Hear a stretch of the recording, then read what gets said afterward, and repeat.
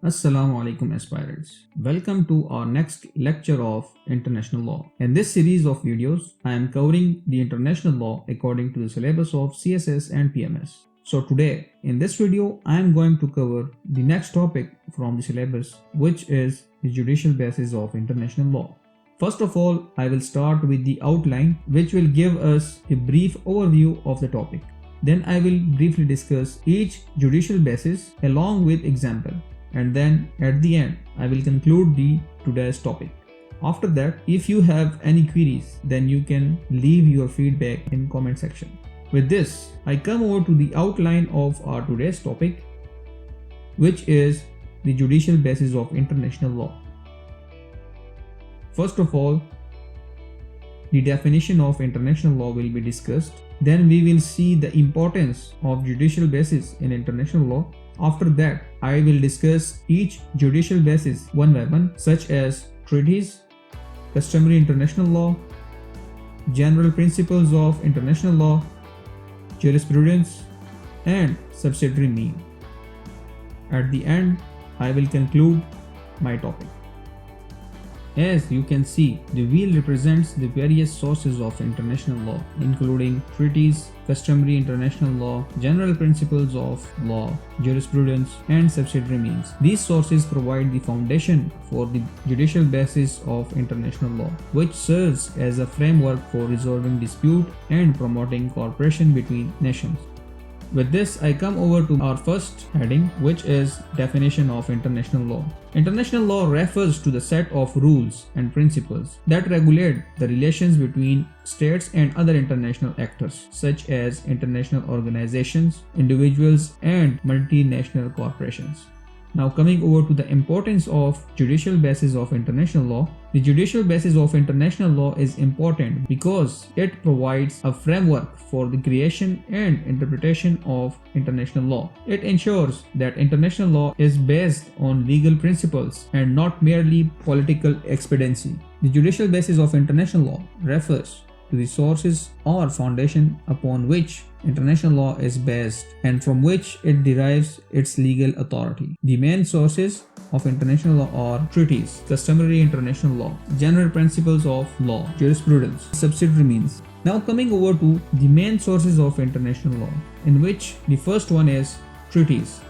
Treaties, also known as convention, agreements, or protocol, are agreements between states that create legal binding obligations. They can be bilateral between two states or multilateral between multiple states. Examples include the United Nations Charter, the Convention on the Rights of the Child, and the Paris Agreement on Climate Change. An example of a treaty is the United Nations Convention on the Law of the Seas, which sets out the rules of the use and management of the world's oceans and their resources.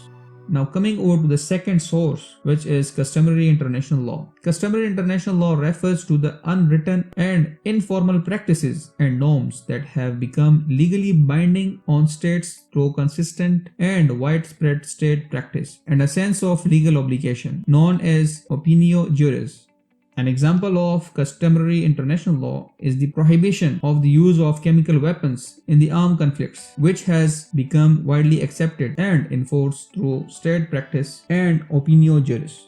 Now the other source is general principles of law. General principles of law are legal rules that are recognized by the domestic legal system of most states and that have been codified in international treaties and conventions. These principles include the prohibition of the use of force, the principle of self-defense, and the principle of pacta servanda. Agreement must be honored. An example of a general principle of law is the principle of pacta sunt servanda. Agreements must be honored, which is recognized by most domestic legal systems and codified in international treaties such as the Vienna Convention on the Laws of Treaties. The other source is jurisprudence. The decisions and opinions of international courts and tribunals such as the International Court of Justice and International Criminal Court also constitute a source of international law. These decisions and opinions, also known as case law, can help to clarify and interpret the meaning of international law and to establish precedents for future cases. An example of jurisprudence is the ICJ's judgments in the Nicaragua versus United States case in 1986, where the court held that the use of force by a state in self-defense must be necessary and proportionate, and that the United States actions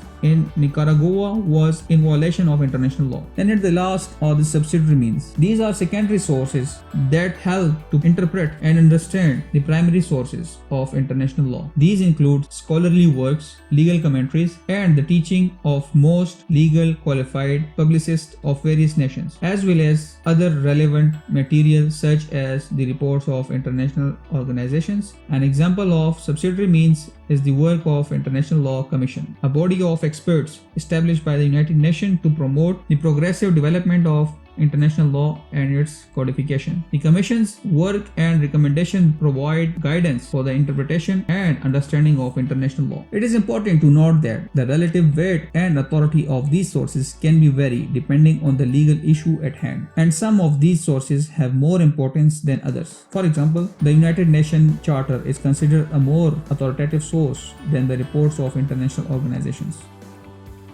Now coming over to the conclusion part. Based on the sources of international law, it is clear that there are a variety of ways in which international law is created and enforced. While treaties provide a formal framework for states to come together and agree on certain rules, customary international law reflects the practices and beliefs of states over time. General principles of law are based on common legal concepts that are recognized across different legal systems and judicial decisions, and scholarly writings also play a role in shaping international law. Ultimately, the combination of these sources provide the judicial basis for international law. By understanding how international law is created and enforced, we can better appreciate its importance in addressing global issues and promoting peace and cooperation among nations. With this, I come over to the end of my today's topic. So please stay updated by subscribing our channel. And with this, I thank you.